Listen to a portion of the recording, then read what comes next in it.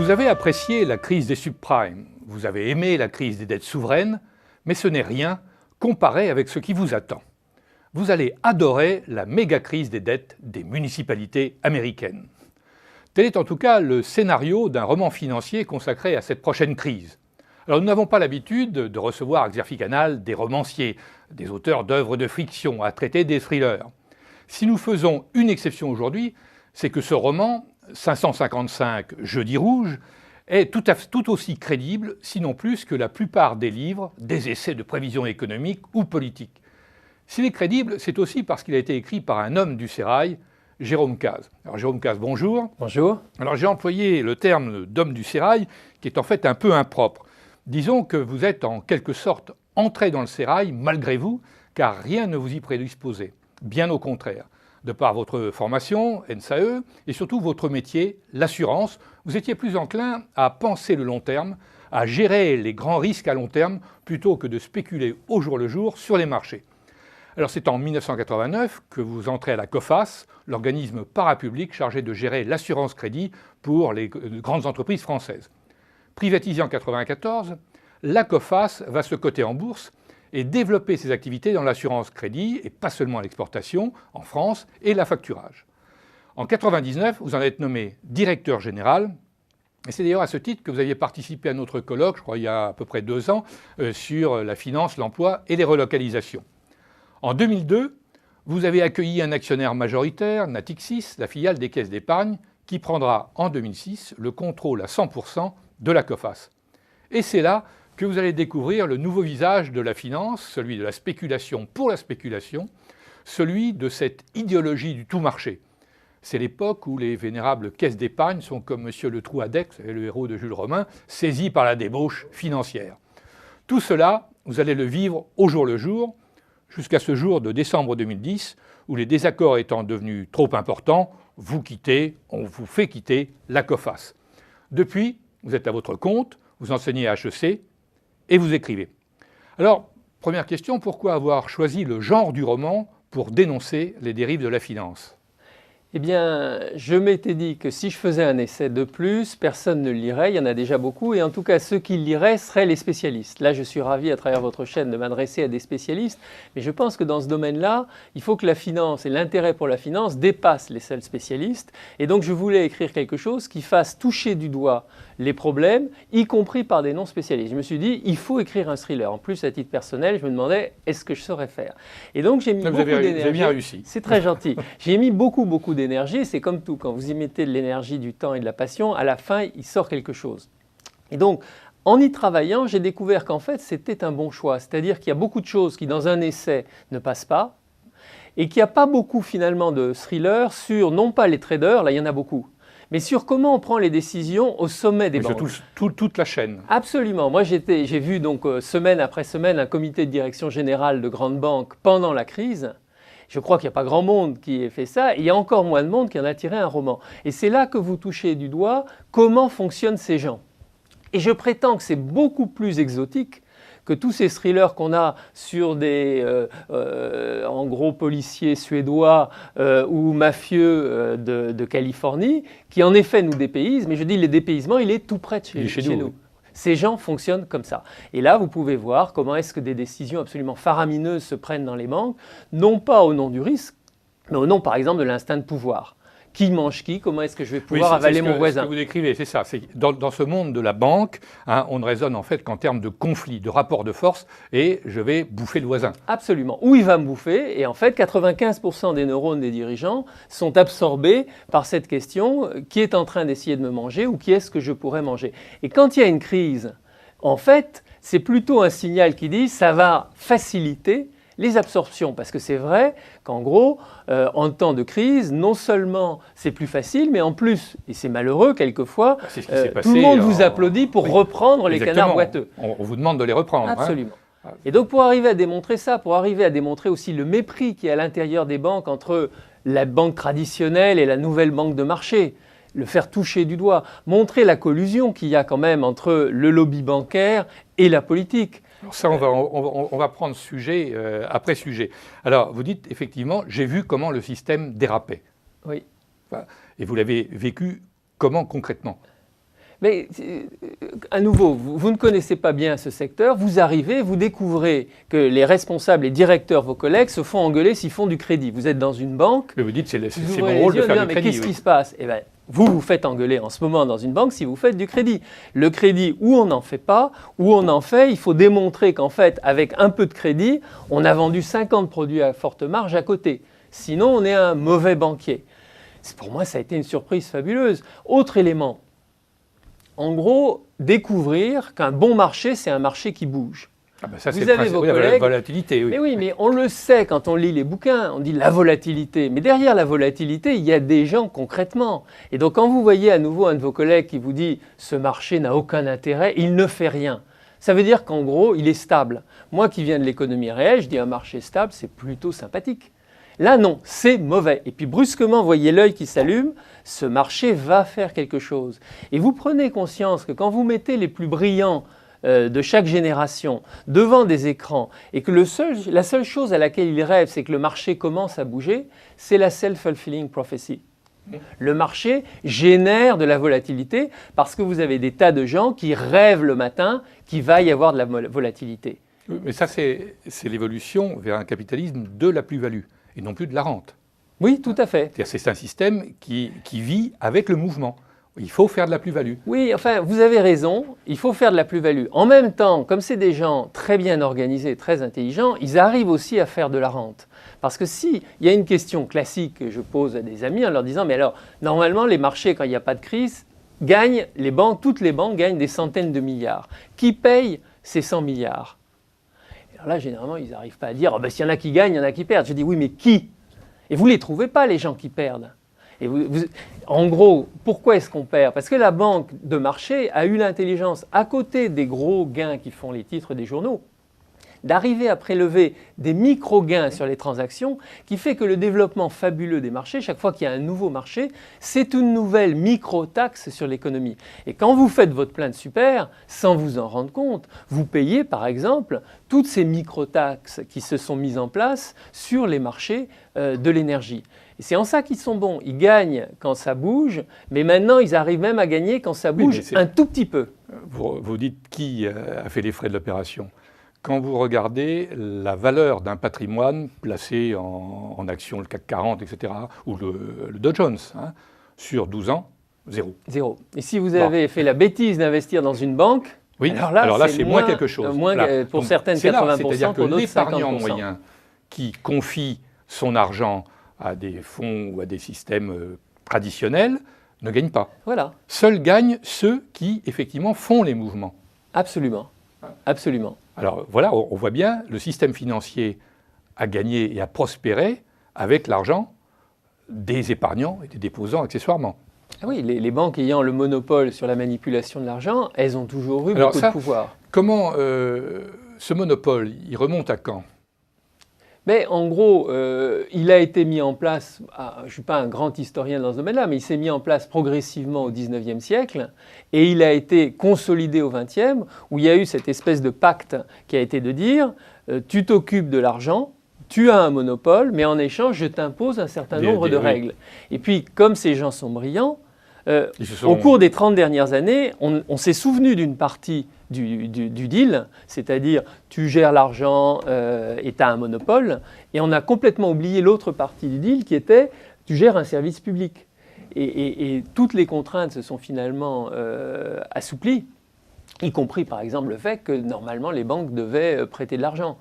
Et elles n'en prêtent plus. Elles essaient. Oui, elles essaient d'en prêter le minimum. Elles continuent à le faire. Beaucoup de PME en France continuent quand même à n'avoir comme source unique de financement que la banque. Mais si vous écoutez les grands banquiers en ce moment, ils sont en train de vous dire ne vous y habituez pas. Tôt ou tard, vous serez sur les marchés. Parce qu'évidemment, il est beaucoup plus rentable d'être le gardien d'un marché prélevant un petit quelque chose chaque fois qu'un euro passe entre vos mains, plutôt que de faire ce métier qui est un métier de service public. Je défends la banque. Pourquoi c'est un métier de service public? Parce qu'en gros, vous acceptez de gagner peu en échange, le taux d'intérêt, en échange d'un gros risque que votre débiteur ne vous rembourse pas. Alors que tout un chacun maintenant rêve de la loterie, c'est-à-dire je paye un tout petit peu pour gagner un énorme Oui, pactole. C'est la Casino Society. La Casino Society. Mais on a besoin dans une économie d'avoir des entités qui, elles, se contentent de l'autre partie du jeu. Je touche un tout petit peu et je risque beaucoup. Et c'est cette noblesse du métier de la banque qui fait qu'on lui a consenti un certain nombre d'avantages. Ouais. Il ne faudrait pas que demain, ils arrivent eux aussi à se mettre sur la Casino Society, à devenir même les symboles de la Casino Society. Et c'est normal qu'à l'intérieur d'une banque, c'est là que la Banque universelle déraille. Quand vous avez à l'intérieur d'une banque le choix entre le métier de couillon, je gagne un tout petit peu en échange d'un très grand risque, et le métier assez sexy, je paye un tout petit peu et je me fais un pactole, et bien évidemment, les directeurs généraux arbitrent en faveur du second métier contre le premier. Alors, vous avez une charge contre la banque universelle. Hein. On sent que vous dites les mégabanques combinent la banque classique avec la spéculation sur les marchés. La trouvaille sémantique aura été de les appeler banque universelle, car il n'y a que des choses positives qui soient universelles. La Déclaration universelle des droits de l'homme, la paix universelle, les expositions universelles. Effectivement, c'est une trouvaille sémantique. Je n'ai pas pensé à ça. Oui, et le christianisme, moi je n'ai pas fait grec, hein, mais si vous avez fait grec, vous savez que ça vient du mot universel. C'est-à-dire que quand on veut présenter de manière positive un produit, on utilise le mot universel. C'est là que vous voyez qu'ils sont très bons, parce que vous avez l'air en effet un petit peu limité intellectuellement ou dans votre vision quand vous êtes contre quelque chose d'universel. D'autant plus que personnellement, je suis universaliste.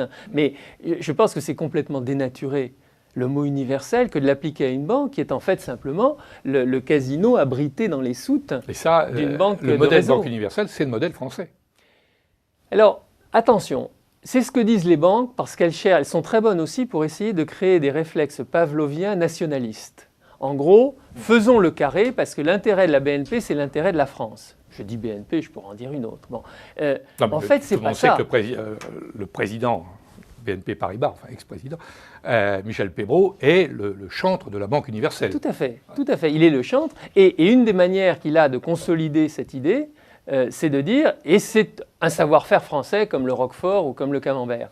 Non, ce n'est pas un savoir-faire français, c'est tellement tentant en effet de s'appuyer sur les bons couillons d'épargnants pour aller faire du casino que les autres ont eu l'idée. Et quand vous voyez Royal Bank of Scotland en Angleterre qui a quasiment fait faillite, c'était une banque universelle. Donc en gros, ils ont tous eu envie partout dans le monde. La grande différence, c'est que partout ailleurs, on a ouvert un débat sur la banque universelle. Oui. En Angleterre, rapport Vickers. Oui. Aux États-Unis, loi Dodd-Frank. Et Volcker qui est parti. Et Volcker. Et vous avez un pays dans le monde, comme il y a le village gaulois, vous avez un pays dans le monde qui, lui, n'a pas ouvert le débat sur la banque universelle, c'est la France.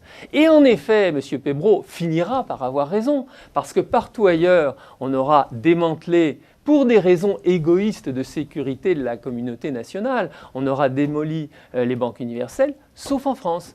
Donc aujourd'hui, c'est faux. Demain, si on continue dans nos errements, ce sera vrai. Oui. Et vous pensez qu'il y a des risques sur ce modèle ? Ah ben les risques, ils sont évidents. En gros, ce n'est pas simplement malsain, c'est risqué. C'est-à-dire qu'en gros, vous mettez ensemble deux activités, une activité très dangereuse et une activité relativement sûre. Et d'une certaine manière, cette apparente sécurité encourage le développement de la partie spéculative. Vous savez, il y a 30 ans, normalement, les banques spéculatives, c'était des banques qui étaient en partnership. Vous parliez tout à l'heure des actionnaires. C'est-à-dire que les gens risquaient leur propre argent. Ouais. Comme par hasard, c'était des petites banques. Elles étaient très rentables et elles spéculaient. Je ne suis pas contre la rentabilité, je ne suis pas contre la spéculation. Le problème, c'est quand ça devient trop gros. C'est-à-dire qu'une spéculation sur un petit montant, on est un peu agacé quand le type gagne, mais finalement, si par hasard il perd, il n'emporte pas tout le jeu avec. Sur un gros animal, c'est hyper dangereux. C'est donc là qu'elles sont très dangereuses, ces banques universelles, c'est qu'elles permettent impunément de développer énormément les activités de casino avec cette sécurité fausse qui fait que tôt ou tard, même une très grande banque très intelligente fait des bêtises, et à ce moment-là, les autorités nationales sont prises en otage. En gros, on vient leur dire, vous avez envie qu'il y ait 15 millions d'épargnants et qui perdent leur argent sur leur compte ? Non. Aujourd'hui, on vous dit qu'il y a des garanties sur les comptes. Les garanties, si c'est une grande banque qui saute, ben, évidemment, parce que le fonds est complètement incapable de faire face à la faillite d'une grande banque. Donc en gros, derrière ça, il y a la garantie de l'État, et derrière l'État quand même, c'est nous. Il y a nous. Oui. C'est-à-dire que c'est nous qui autorisons ce jeu-là. Et c'est là que je dis, attention, c'est pour ça tout à l'heure je disais, il faut qu'on s'en préoccupe. En gros, ils jouent avec notre argent. Alors l'AFB vous dit, c'est pas vrai, on a cloisonné, on a cantonné. La FBF vous dit, c'est pas vrai, on a cloisonné. Mais non, à la fin des fins, il n'y a qu'un seul capital. Il n'y a qu'une seule sécurité. Et s'il y a une faillite, il n'y aura qu'une seule faillite. Et s'il y a un plan de sauvetage, il y aura un seul plan de sauvetage. C'est ce qu'on appelle la privatisation des profits, la nationalisation des pertes. Absolument. Et là, normalement, c'est la collectivité qui doit dire « pousse, on arrête ce jeu ». Oui, mais pour le moment, visiblement, on n'en prend pas le chemin, non ? Mais on n'en prend pas le chemin parce qu'ils ont quand même très bien réussi leur coup. Souvenez-vous, il y a 3 ans, c'était le G20, 3 ans et demi, on allait voir ce qu'on allait voir, et tout le monde était d'accord pour dire c'est la faute des banques. Maintenant, aujourd'hui, le dernier G20, ça s'était terminé en la confusion sur la Grèce, et tout le monde a réussi maintenant à comprendre que c'était en fait la faute des États. Et les États commencent à s'engueuler entre eux, ce qui est en effet une manière pour le système financier spéculatif d'avoir gagné. Et donc je m'inquiète, et c'est pour ça que j'essaie de faire un petit bruit avec mon roman et puis le mouvement derrière 555. J'essaie de dire, on est hyper nombreux à penser que ce n'est pas normal. Comment est-ce que dans des démocraties, des gens très nombreux n'arrivent pas, dont c'est l'argent, n'arrivent pas à obtenir gain de cause? Parce que c'est tellement complexe. Prenons le cas de la dette grecque. Quand on plonge un peu dans le détail des négociations sur notamment la dette privée grecque, d'abord vous apercevez que c'est totalement opaque, et ensuite quand on essaye de creuser, qu'on ment, et qu'on ment aussi sur toutes les implications. Parce que quand on voit l'effet domino, l'espèce de construction absolument démentielle qui a été faite ces dernières années, où même les banques centrales, la Bundesbank, on découvre à ce qu'on appelle Target 2, c'est donc compliqué, c'est des systèmes de paiement transfrontières à l'intérieur de la zone euro, ils ont 500 milliards d'euros de créances sur les pays de l'euro du Sud. Bon, ce qui explique d'ailleurs leur comportement. Mais c'est démentiel, tout ça, ce sont des bombes à retardement, effectivement. Absolument. Et l'exemple de la Grèce, c'est intéressant. Si vous voulez, l'assureur, parce que ma culture, c'est l'assurance. Oui, c'est l'assurance. Il a le front un peu bas, mais chaque fois qu'il y a un problème, il se dit, quid si ça se passe mal? Et comment on fera?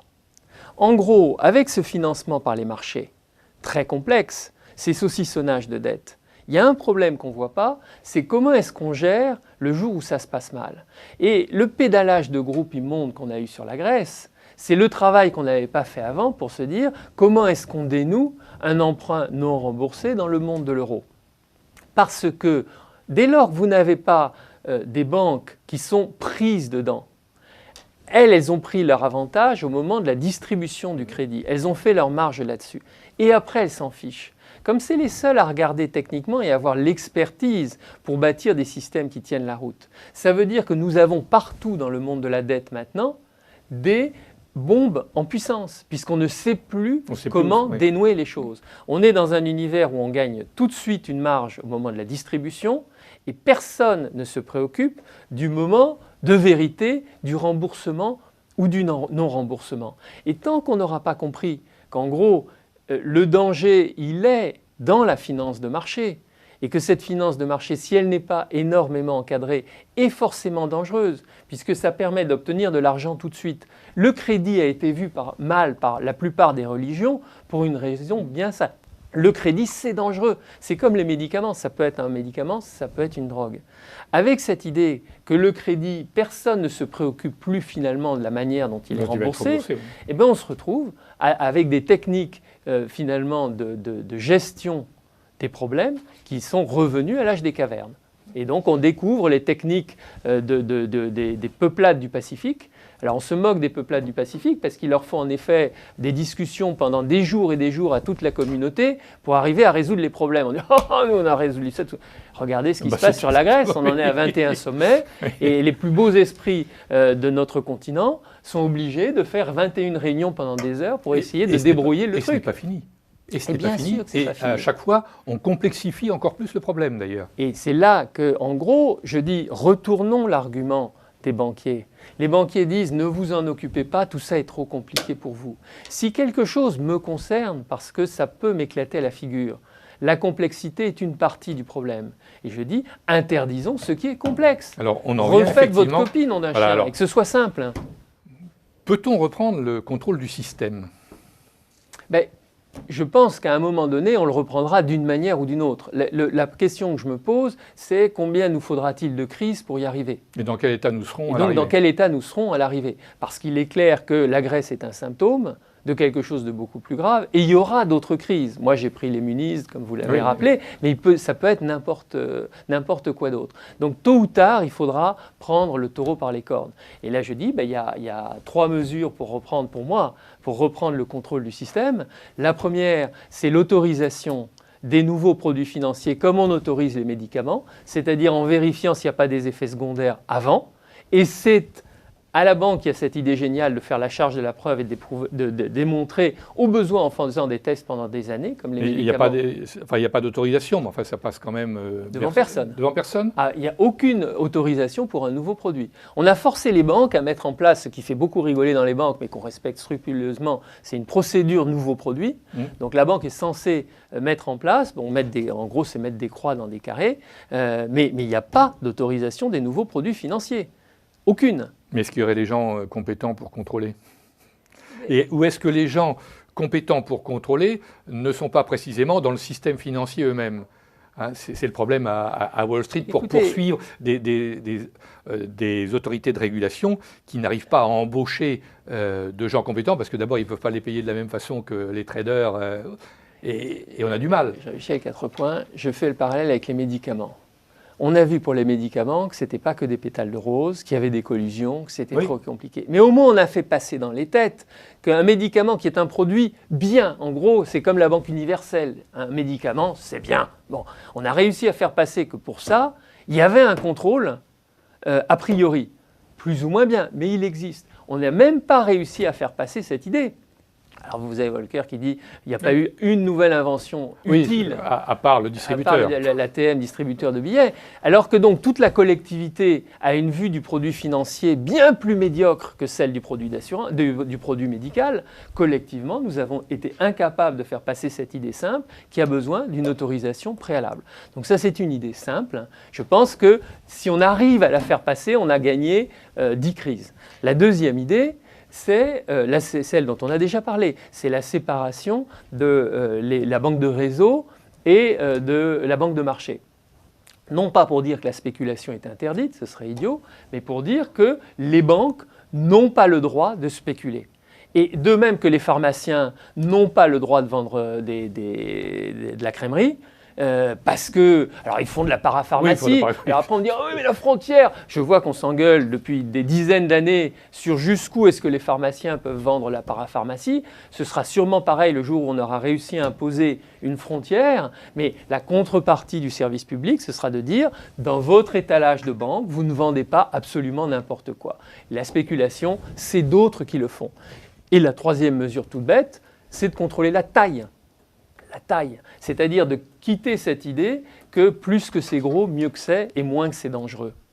Quand je vois, chaque fois qu'il y a une crise, les autorités qui applaudissent parce que telle grosse banque en a pris une autre en difficulté, je dis mais quelle immense naïveté! Vous avez transformé un gros problème en un problème encore plus gros. C'est-à-dire que plus les animaux sont gros, plus ils font de grosses bêtises. Mais ça, les banquiers ont parfaitement compris. Oui, mais pourquoi est-ce que nous acceptons cette idée qu'il n'y a pas de limite à la taille des animaux financiers? Parce que, pour parler en termes crus, le lobby est au cœur même du pouvoir. D'accord, mais là vous me demandez qu'est-ce qui nous permettrait de reprendre. Je dis que les Américains, pendant très longtemps, ont une règle qui imposait qu'aucune banque ne fasse plus de 10% du marché américain. Et ils ont très bien fonctionné. Malheureusement, les dernières années, le lobby a été plus fort. Mais je dis, à un moment donné, on y reviendra. Et on dira, on met une limite en taille de marché ou une limite dans l'absolu qui fait que la stratégie n'est plus la course à la taille. Et je pense que si les actionnaires avaient un peu le pouvoir, ils diraient la même chose que moi. Ils diraient, pourquoi mélanger dans un produit d'épargne, enfin un produit action, à la fois la banque casino et la banque de réseau. C'est des actionnaires complètement différents, c'est des dynamiques différentes, c'est des métiers différents, c'est des cultures différentes. Les actionnaires, en tout cas les petits, n'ont aucun pouvoir, puisque justement, ils sont actionnaires à travers la plupart du temps des fonds. Peut-être qu'un jour, essayons d'être optimistes, peut-être qu'un jour, les grands actionnaires reprendront ce débat. Moi qui ne suis pas un perdreau de l'année, je me souviens qu'à une époque, le débat a eu lieu sur le secteur non financier. Vous aviez une mode de management qui était les holdings, on met tout ensemble et c'est plus solide. En fait, c'était une manière évidemment de renforcer le pouvoir du management. Ça donnait rien en bourse. Et les actionnaires ont fait passer l'idée du core business, c'est-à-dire vous me coupez ça et on raisonne par métier. Le mélange, c'est moi actionnaire qui le ferai en achetant un peu d'actions de ceci, un peu d'actions de cela. Et en quelques années, les grosses machines se sont fragmentées et tout le monde a gagné beaucoup d'argent. Oui, mais ce n'était pas forcément dans l'intérêt d'un certain nombre d'entreprises et de groupes. Hein, car le principe du core business, qui a des avantages, a aussi dérivé. Hein, et vous êtes arrivé, prenez Alcatel ou autre, vous êtes arrivé à des aberrations aussi. Ah mais le balancier va toujours dans un sens et dans l'autre. Et malheureusement, moi j'ai été coté, je sais qu'un analyste, quand il a une idée de cheval, vous avez un peu du mal à le faire changer d'avis. Ils vont tous dans le même sens. Quelle est la définition du marché? Parce que le core business, vous savez, vous pouvez dire le core, moi je le vois comme ça. Ben non, moi je le vois comme ça. Donc je ne dis pas que ça règle tous les problèmes. Je dis qu'à un moment donné, on peut avoir un appui des marchés financiers ou en tout cas des investisseurs eux-mêmes pour dire clarifions ce secteur. Il a perdu de l'argent dramatiquement au cours des 10 dernières années. Donc le système, si la Banque universelle était si géniale, là je ne me place pas du point de vue de la collectivité, je me place du point de vue étroit de l'actionnaire. Ça se saurait. Non, ça a été une bérésina. Donc peut-être qu'en spécialisant, c'est-à-dire en disant toi tu fais ça, et puis tu es le meilleur dans ton domaine, ça marcherait mieux. Il faudra quand même aussi la contrainte de taille. Un hedge fund, moi je n'ai pas la bave aux lèvres quand je parle des hedge funds, je pense qu'un hedge fund qui fait plus qu'une certaine taille, ça devient gênant. Parce que autant tout le monde ricane quand un hedge fund se plante, autant quand il est trop gros, plus personne ne ricanera. Et donc je pense que cette règle de la taille maximum dans le secteur financier est une règle à instituer. Mais il faut l'instituer à ce moment-là au niveau d'abord européen et ensuite international. Absolument. Oui. Absolument. C'est pour ça que d'une certaine manière, aujourd'hui, pourquoi est-ce que c'est si facile de défendre la position du lobby bancaire? C'est que c'est compliqué, en effet, de se mettre d'accord sur des règles internationales.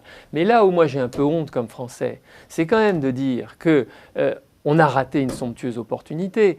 Après la crise, au moment où tout le monde était brûlé partout, il y a eu un débat qui s'est ouvert en Angleterre, il y a eu un débat qui s'est ouvert aux États-Unis. Il n'y a pas eu de débat en France. Et en gros, il y a des mesures prises d'un côté, il y a des mesures prises de l'autre. Et en France, l'argument nationaliste a servi à empêcher le débat et à empêcher aucune mesure. Quel est l'équivalent de Dodd-Frank ou de Vickers en France? Il n'y en a pas.